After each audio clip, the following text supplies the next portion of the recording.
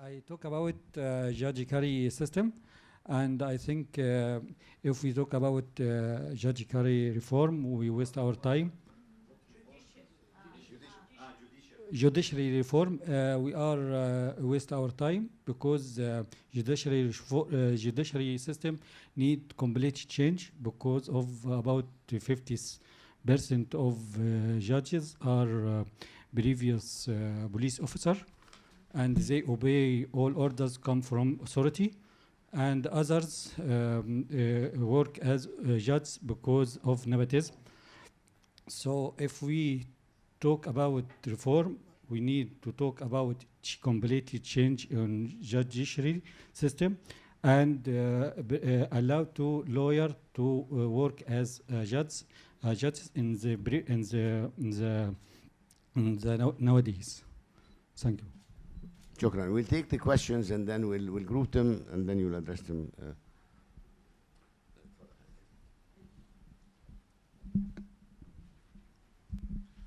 Thank you so much for the very informative presentations and Could you please present yourself and your affiliation? My name is Karim Badr and I'm in the IMF.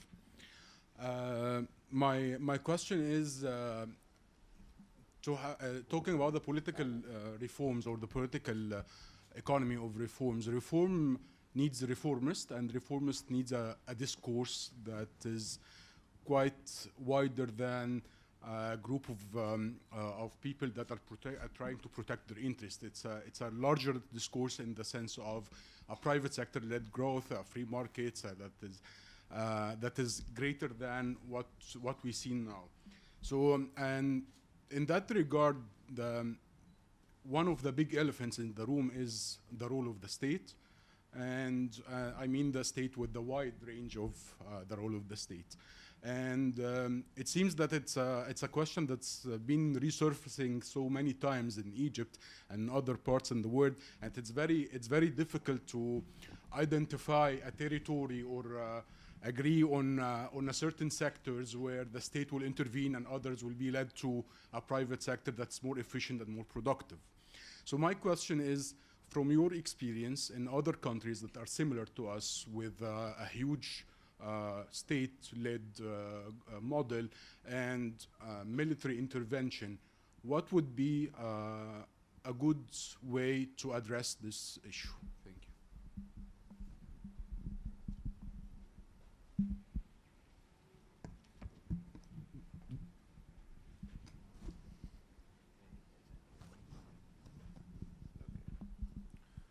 Hisham Salim, EU delegation.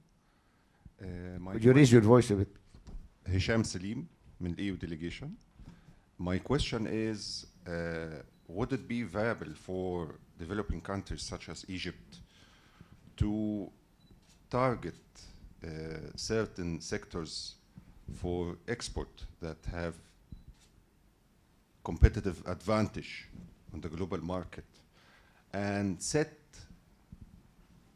the country policies, educational or judicial or administrative or infrastructure, in favor of these specific sectors? Or is it more viable to set these policies in a horizontal manner for the exports in general and let the market do its job? This is my question. I think this was the experience in Korea, maybe. In the Dutch, I know, the Netherlands, they set years ago about 9 or 12 strategic sectors, and they focus all their resources and policies in favor of these specific sectors, not all economic sectors. This is my question. We'll take Abla's comment or question, and then we'll address them, and then we'll take second batch of questions. Thank you very much. Thank you, Dr. Khalid, for a lovely presentation, lovely book, and Dr. Bishay, my professor. Always a pleasure.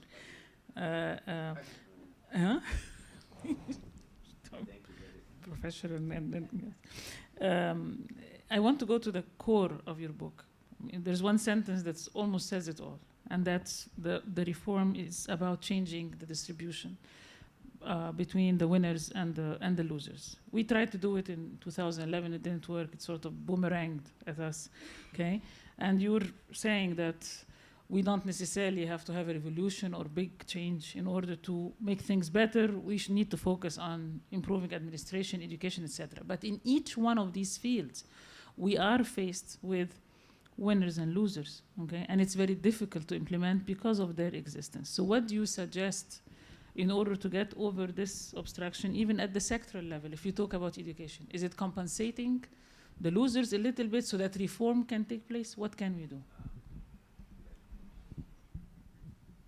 Let me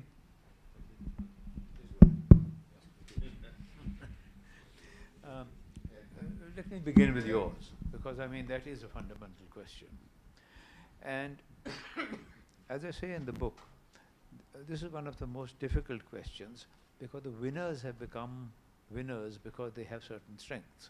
They're allied with the military, they're allied with the religious establishment, they're allied with somebody else, I mean, and and they are not going to willingly give up their position. As I said, the turkeys don't opt for an early Christmas. But I think that when the winners gave up after a war, I mean, when the patterns did change, partly it was because the winners realized that they would be dead winners if the situation didn't change. I mean, the alternative would be much more horrible. So, Bring it closer. sorry? Like that? In practice, what I think one has to begin with is not saying that the winners will now become the losers, because you will have a civil war on your hands. You have to start off by saying that the winners become relatively less big winners compared to their present position. I mean that the gap between the losers, the poorest and the richest will narrow. Not that you're going to be against it. I mean, just on a personal note, I mean, I've just had a message a couple of weeks ago from the Pakistan Prime Minister about going and talking to him about these issues. And I said that the first thing that you've got to realize is that politicians campaign in poetry, but they govern in prose. That you might make all kinds of rhetorical things that, that we are being exploited and we have to do this to the so-and-so and that to so-and-so and so on. But when you come to power, you'll find that the so-and-sos are the ones who are necessary to you to fulfill your electoral promises. Let me give you an example from Korea, because I mean that's a country on which I worked for 10 years and which seems to be, mentioned around here. When President Park Chung-hee, a military general, staged his revolution in 1961, he came into a situation where there was a very corrupt, crony private sector. And so the first thing that he did was he got hold of the heads of the chaebols. The chaebols are the conglomerates. I mean, and he got hold of them. And for including, I mean, the head of Samsung, including the head of Lotte, he lured them back from Japan, saying that, let's talk, and he put them in jail straight away.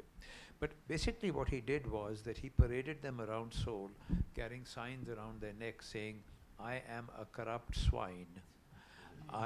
Yes, oh yes, I've seen those signs. They were in Korean and they were translated for me. "I am a corrupt swine," or "I drink the blood of the poor," or "I am not fit to live." I mean, and these prominent businessmen were marched around. Now, he was a dictator and he could do these things. I very much doubt that President Sisi would like to march Ahmed Ez or anybody around carrying these signs. Master passed away before carrying his sign. Okay, well, so, but what he did was threaten them with death, threaten them with long-term imprisonment, threaten them with confiscation of their assets, etc., etc., etc. He frightened the hell out of them. But then, and the president of and founder of Samsung was instrumental in this, who said, "I'll give up my wealth. But you have to understand that you can't succeed without us. And Park Chung-hee understood that. So he said that what was important for Korea was not these guys marching around every morning with these signs, but jobs, output, exports, security, and so on. And for that, he needed the private sector. But he needed the private, and so he wasn't bothered about the private sector making money. He was bothered about the private sector making money, he wasn't bothered about the private sector making money, so long as it made that money in activities that were congruent with social goals. And he defined the social goals as follows, and I've heard this from 20 of the leading chaebols. When he came to power, he was like all the, Syngman Rhee before him, crony capitalism. But then a group of economic advisors put the following argument to him, which he accepted. That was his wisdom. The argument was as follows. The argument was, Mr. President, your primary responsibility is to the security of Korea. We are threatened by North Korea, which has a bigger army than us, and whose economy was doing better than South Korea's at that time. And we are threatened with China backing North Korea. Now, at the moment, the Americans are protecting us, but you can't rely on them because President Nixon is already beginning to withdraw the American garrison from here, withdraw the American troops from here. So we have to stand on our own feet militarily. But standing on your own feet militarily in the present century does not mean more people with more sticks. It means technology. And we don't have the technology. So we have to buy it from abroad. But if we buy it from abroad, we don't have the foreign exchange, we have to borrow the money. So that money has to be repaid in foreign exchange. And the only way we can earn the foreign exchange is through export. So they closed the circle, saying if you want Korea's security, you have to export. So it was literally a question of export or die, and he adopted that. The president himself would chair monthly meetings of these chaebols, and he would ask each one of them that compared to the targets for exports that we set, what have you achieved? And somebody would say, I fell short by this, and somebody else would say, I fell short of that. And he would say, why? So one person would say, the labor ministry would interfere when I tried to hire experts from abroad, or somebody would say that there's no road to the port, or somebody would say that the ports are too small, or whatever. Somebody would say the electricity kept going off, and so on. So he would give orders immediately that these should be given priority. But he kept asking these questions every month.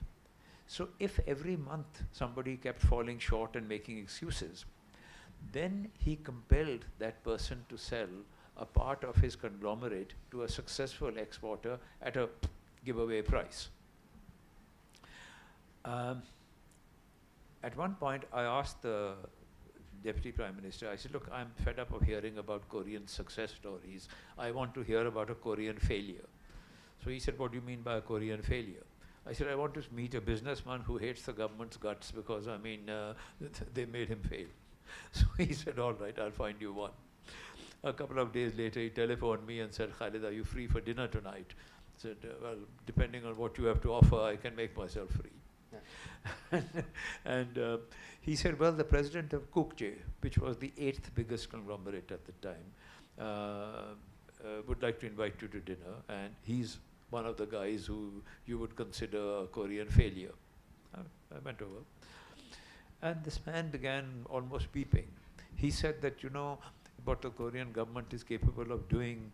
What was happening was that this Chun Doo-hwan, the president, was leaving, and Roh-tae-woo, his successor, was coming on. But Chun Doo-hwan wanted to run the country from behind the scenes. Roh-tae-woo was a junior in the army. So he had set up a foundation called the Il-hae Foundation, which means something like shining sun over setting sea, or the other way around. And businessmen were asked to make voluntary contributions to this. Now, this president of Kukje thought that he'd already made enough contribution to the rest of the government, and he didn't realize this situation. So he said, no, thanks, I gave at the office, I'm not making any more contributions. So he found that the next day his bank credit had dried up. He couldn't pay his taxes, he couldn't pay his utility bills, he couldn't pay his workers. He was technically bankrupt, he would go to jail for not paying all of these. So he went around begging the government to, saying, I'll give you whatever you want, I mean, please let me off. And they said, no, you have to sell your shoe factory, the shoe factory, and he said the shoe factory is so profitable, but it could cross-subsidize the whole of my chaebol. But I'm now without a shoe factory, and every morning when I see the world shoe prices going up, I sit down and weep into my porridge.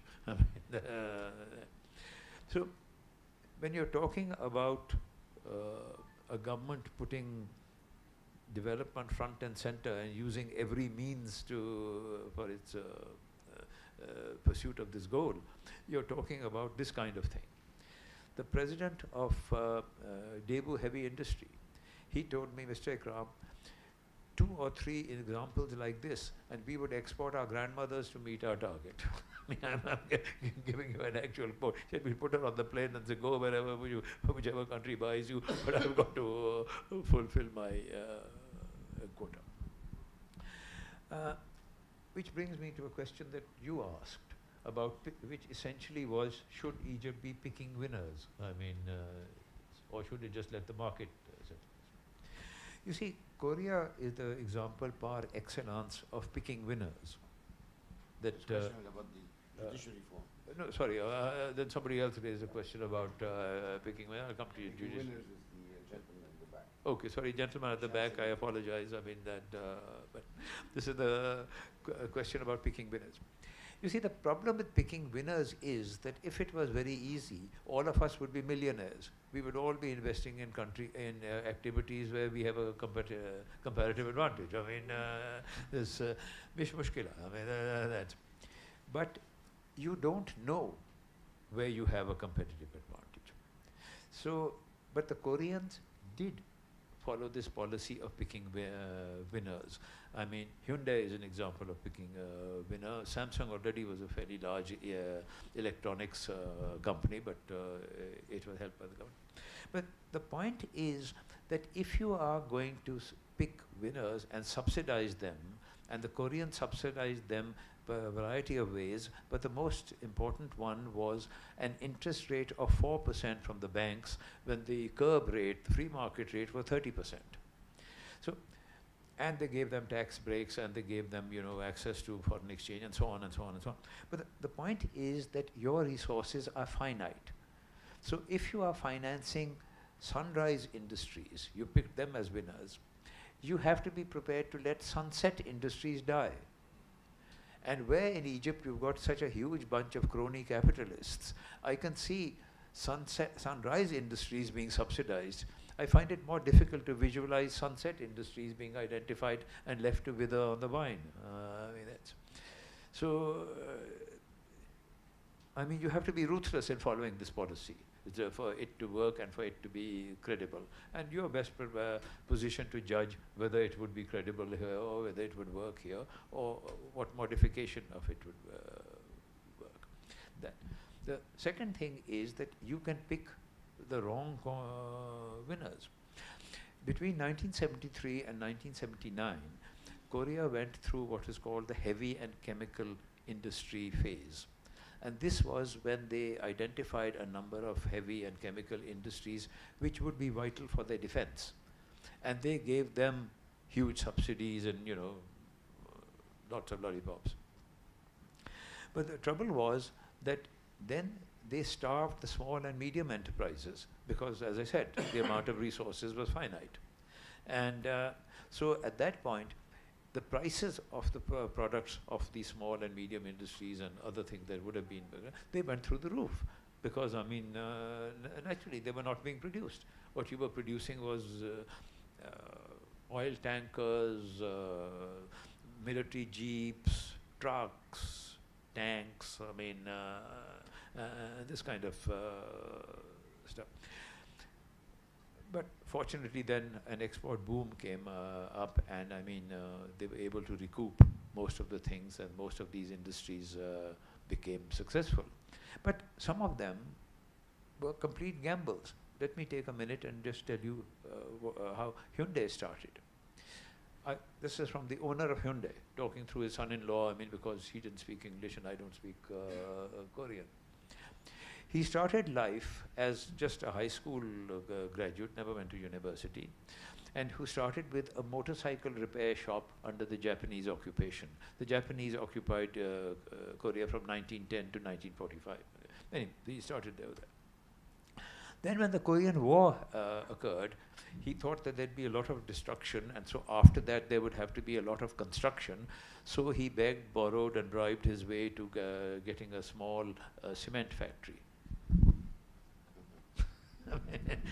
Yours is not small, but I mean, so he got the small cement factory, and then came this heavy and chemical industry phase, and the president said he needed somebody to build ships.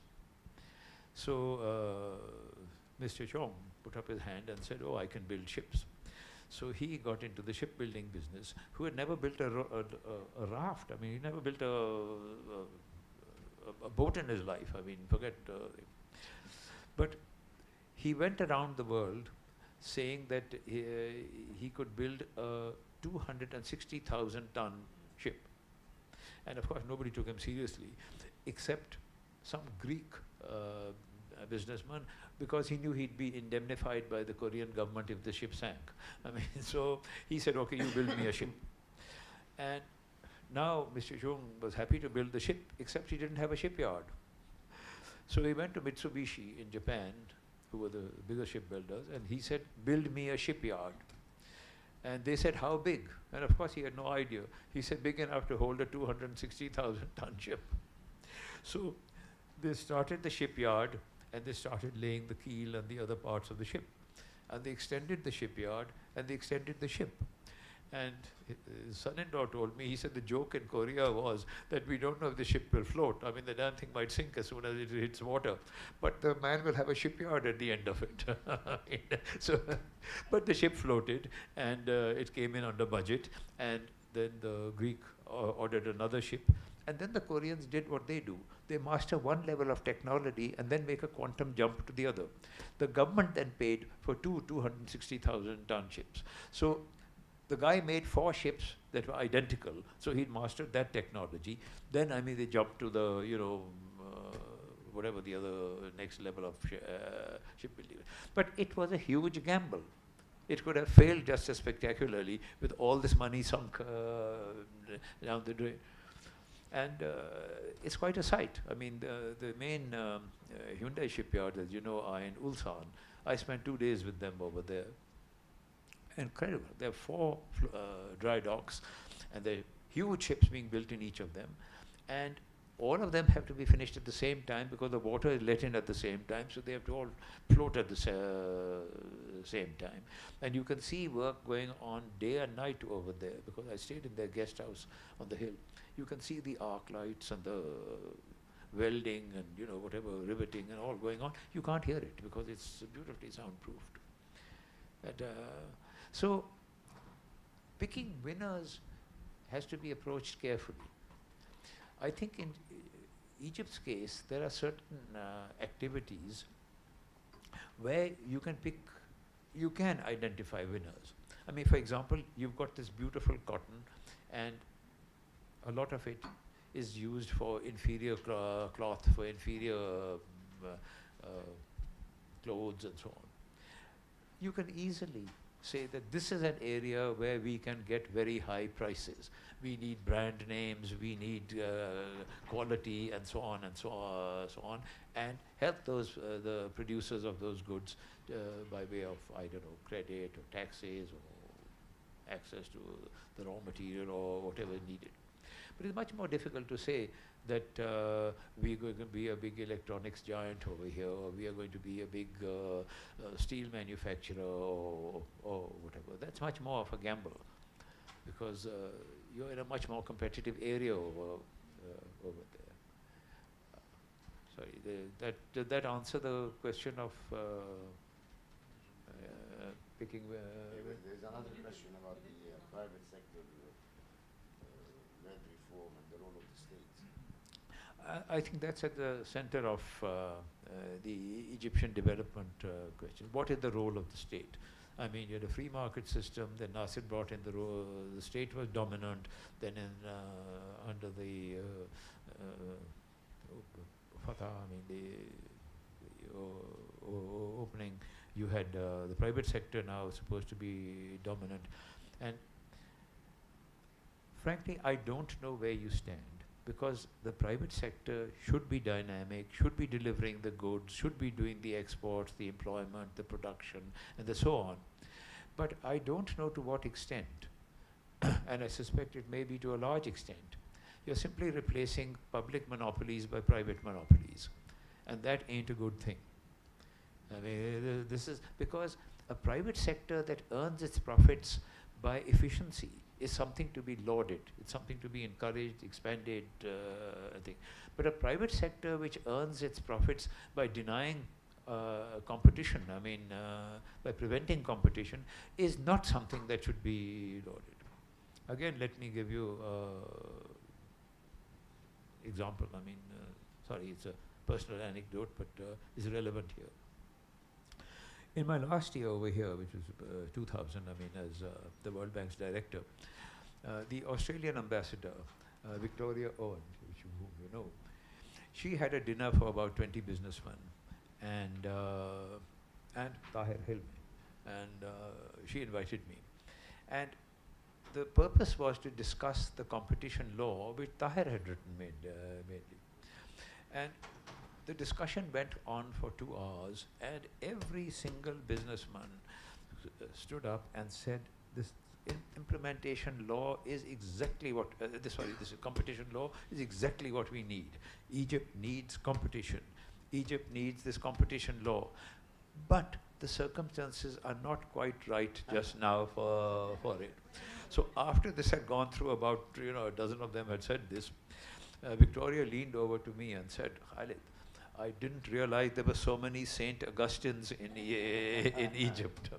You recall that Saint Augustine says in his memoirs, he prayed, "Oh God, make me chaste, but not just yet." So I don't know if the situation has changed, but there was Tahir looking very uncomfortable. No, but I mean, we have many wonderful laws in many countries. How much are they implemented? I mean, that's too much, in fact. Oh, I see. Okay, you're not a Saint Augustine, I know. but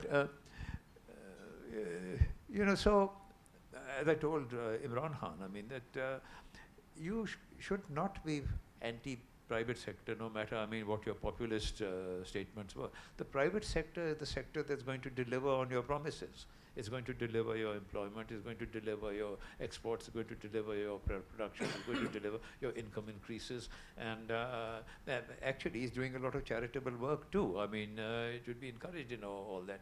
What you want to do is that they shouldn't get that through economic rents. They shouldn't get that through unearned incomes. I mean, that's all.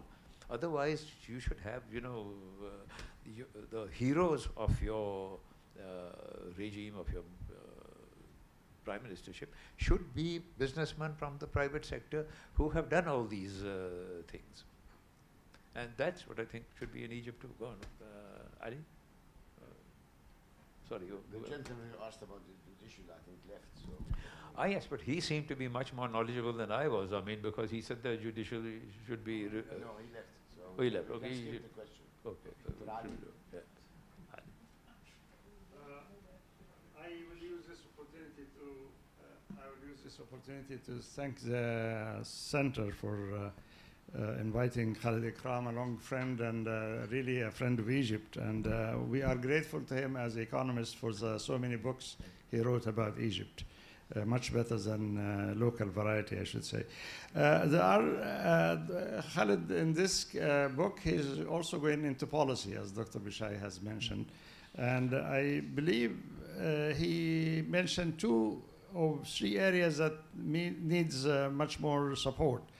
Public administration, we need a public administration which is capable, lean, perhaps, and perhaps also tough in order to achieve what it wants. Education, Egypt has always been excellent or excelling in producing good educated people, but definitely this is not the case today. As Prime Minister of Singapore said, we pay our teachers as much as our ministers in order to be able to get good education. Yesterday, somebody alerted me that the government is offering teaching jobs for £1,000, which is about $50 a month. Yes, yeah. So how can you get good teachers doing that while you pay a normal policeman 4,000? All right. This third aspect, I don't know whether you mentioned it in your book, is civil society.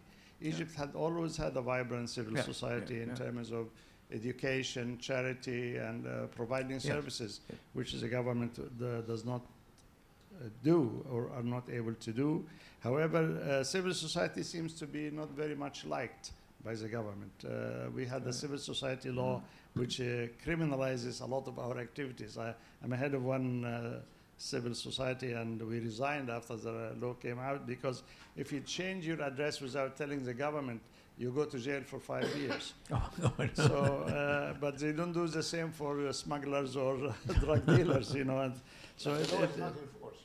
Sorry? The law has been revised. It will be revised. It has not been revised. Actually revised. Yeah, it has. All right. We are waiting for the revision. The law that you're referring to has never been enforced. All right. So we are waiting for the new version of it, hopefully. And so we need 3 pillars here: administration, and the government seem not to like very much to be leading things. For example, they canceled the Ministry of Economy so many years back, and now they castrated the Ministry of Planning, where they are doing planning without financing. You know, they give indicative planning, not actual planning. Also, we heard from some quarters that they don't like very much feasibility studies and so on. They like to take the first hunch to be the right thing to do. We are getting to be too political. No, I'm not. So we are getting into a situation where the government would like to lead, but without not much study or without planning. And this was not the case in Korea, and this was not the case in many other Southeast Asia. So please, I hope your book will be well read by people who are concerned about policy in Egypt, and also let us revive the old story about public administration being effective, education, and civil society. Thank you. Thank you.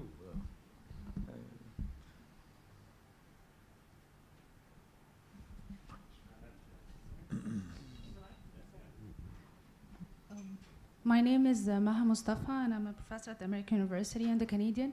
I thank you so much for your lecture. It's extremely interesting, and I will definitely get the book. Yeah, thank you.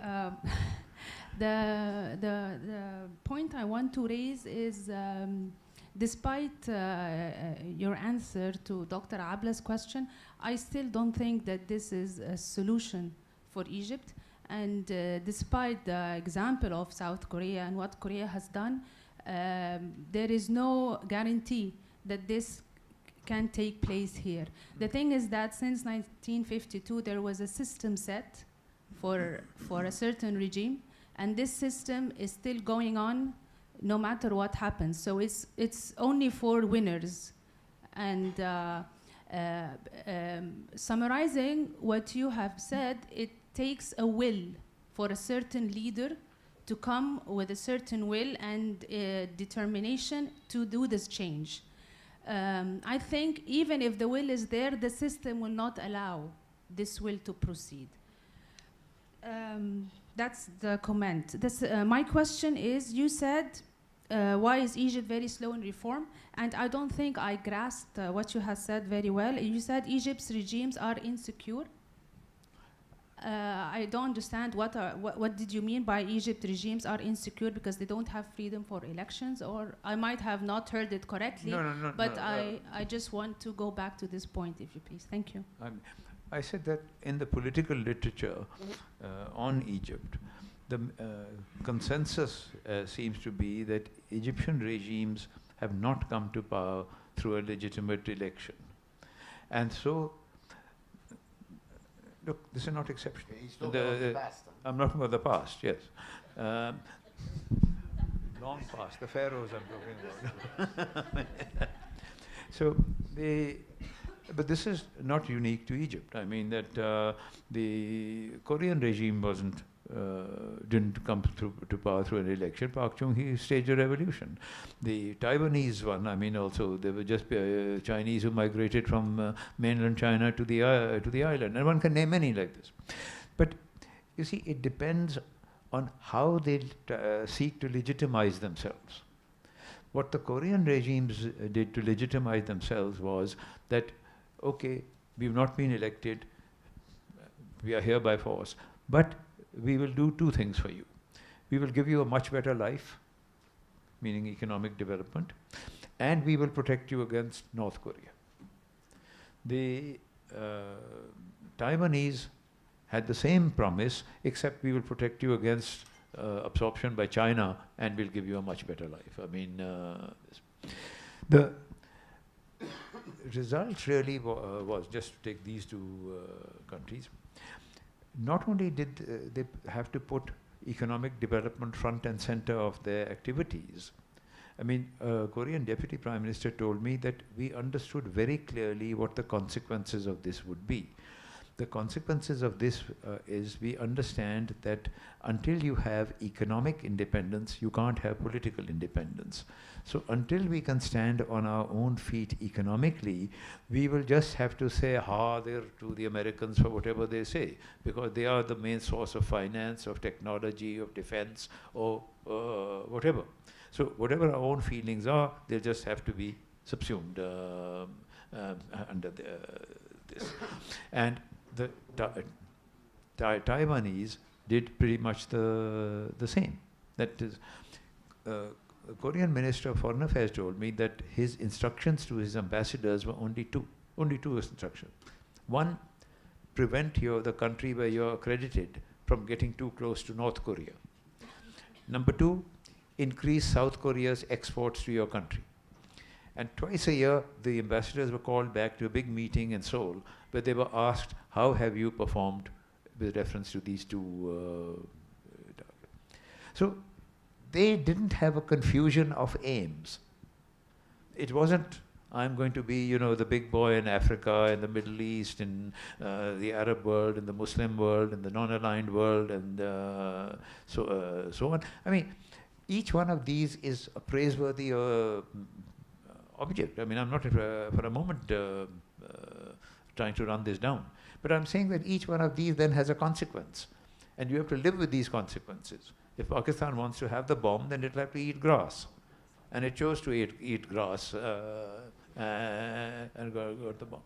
So similarly, if Egypt wanted to pursue all these political aims, then it has to have this then you have to have an economy that's performing much below potential.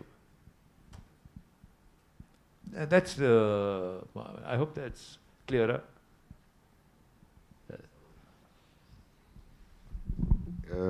We are running out of time, but Dr. Bishai would like to just say a final comment, and I'm sorry for about the gentleman in the back. We really will conclude just after Dr. Bishai's comment. It is just a 1.5 minute word, Egypt, when we had the riots of 1977, when the IMF said, do all that and so on, an important point, there is a difference between the IMF and the World Bank, especially the IMF of all. IMF is banking mentality and so on. You don't do it all at once. The IMF people, I told them later, they should read even Adam Smith, who is the father of laissez-faire. He said, when you change policy, quote unquote, in his good old English, do so by slow gradations. And then Egypt got a complex from this, and that's why they were never wanting to do it. They were scared. And secondly, when the recent thing about the floating of the pound and the devaluation of the pound, which we did it in the most clumsy way. Any devaluation has to be done suddenly, like in England in 1967. There was the BBC News, and then newsflash, pound devalued by 14.3%. Callaghan, the Chancellor of Exchequer, appears and said, you heard the pound was devalued. I had for lunch the Kuwaiti finance minister with me. He said, are you going to devalue? I said no. I had to say no because of the cabinet secrecy. I swore to it. But at the same time, I lied. Because I lied, I'm resigning tonight. But if you spend 3 years talking about float or devalue, you get what you got. What you got is based on very tough mathematics in financial econometrics. Because you postponed it 3 years, had you done it then, the dollar would have been equal to 10 pounds or 9.5 pounds. Because the more you wait and people talked about it, well, black market اشتغل, the loss you feel mathematically is exponential. And again, بنقول reform, but we suffered for it, and it is a fact. We can prove it mathematically. Because of the way we didn't know how to do it and spent 3 years on it, we suffered a lot. But now we got over the reform complex.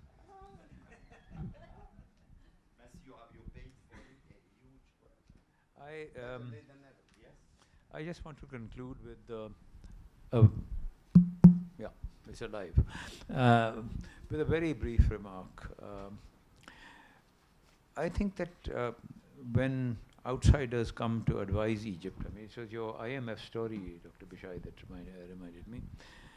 They should understand that they cannot grasp the complexities of the Egyptian economy the way an Egyptian can. And a certain degree of modesty, a certain degree of humility is necessary. The 1977 riots reminded me because I was here in January 1977. At that time, Tahrir Square had the walkways just crossing it. And I was walking on that, and I used to see people stopping cars and making them shout anti-government slogans. And if they didn't, they'd pick up a rock and bang, the windscreen went and gone. And if they said that, they were allowed to go. And the next day, I wandered through Khan Khalili with a friend of mine who's Samir Kurayam. And Samir would translate to me all what people were saying at the, in the street. So I got very perturbed, and I telephoned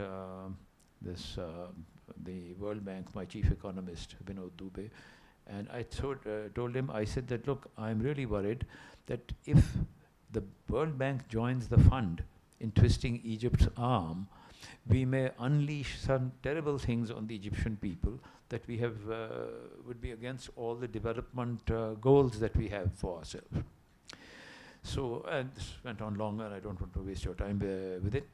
But the next day he telephoned me back, and he said, Khalid, I talked to our management, who talked to McNamara, the president, and the president just asked one question. He said, do you trust the judgment of your man in the field? And they said, yes.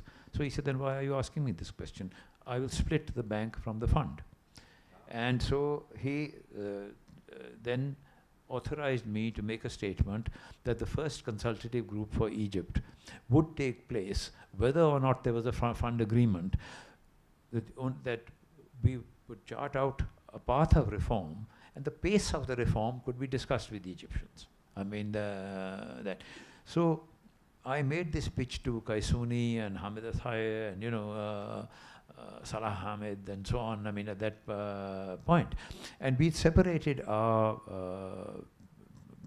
approach, and of course the IMF stuck to its approach, and you saw what happened. I mean, the riots from the 17th or 18th of January. But a sequel to this was, which is also important to what I'm saying, is that every time I was here, I used to have lunch or dinner with the American ambassador, who at that time was Herman Eilts, who was the most informed ambassador I've met in any country anywhere. And when I was here the next time, which was June or July, he said to me, how was it that you saw the troubles coming, and I have the biggest aid mission under me in the whole world, and we didn't see it, and the IMF didn't see it, and what? So I said, look, Herman, I mean, it's not a question of my being extra wise or something. The difference is that I start from the premise that the Egyptians know their economy better than I do. And so I spend my time talking to them. Breakfast is with my mission. During the day I can meet them every day from 2 to 4, from 4 to 6 I have a mission meeting. But from 7 until 1 o'clock in the morning, I'm with my Egyptian friends. I do not see anybody from Washington. And this is 7 days in the week. So they give me assessments that I trust. So he was going to say something. I said, tell me, where does the IMF representative come from? Paul Dickey, he's a Canadian. Where is the number 2? Jerry Johnson, he's a Canadian. Where's the number 3? Some German. Where's the number 4? An Irishman or something, or an Englishman. Where's number 5? Chris Yandel, a New Zealander. So I said, where the hell are the Egyptians? I mean, and so I said, you have a Canadian talking to another Canadian, talking to an Irishman, talking to a German, talking to an Englishman, talking to, whatever else, a New Zealander. I mean, I said, at what point do you get the Egyptian point of view?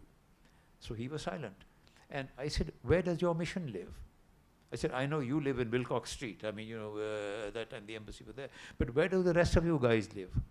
So he said, you're telling me we live in a golden ghetto and we're out of touch with what the Egyptians are thinking. I said, yes. And you are an ambassador who has been ambassador to Saudi Arabia, you've been an ambassador to Iraq, you've been an ambassador to Iran, you've been an ambassador to now Egypt. In between you ran the Middle East desk from the embassy in London. I said, you are an Arabist if there ever was one. Why don't you force these guys to live in Cairo? I mean, rather than in Mardi and whatever. So anyway, I just want to end this by saying that all that an outsider like me, and for this purpose I'm an outsider, can do is to tell you best practice of other countries in similar situations. But I bow to your knowledge about the situation in Egypt. And if I've learnt anything in this book, it is from Egyptians. Let me make that very clear. That's, thank you. But the most aggressive economic reform program has been recently implemented, and I think I give lots of credit, in fact, to the informal sector that Dr. Bishai is fond of, and I share him also. I'm also very fond of the informal sector. That someone like you shares Yeah. the idea about the informal. Very much so. I mean, there is fat in the economy, and this is the main thing that saved us, in fact. Yeah. Thank you all, and thank you very much. And sorry for running so late. Bye-bye.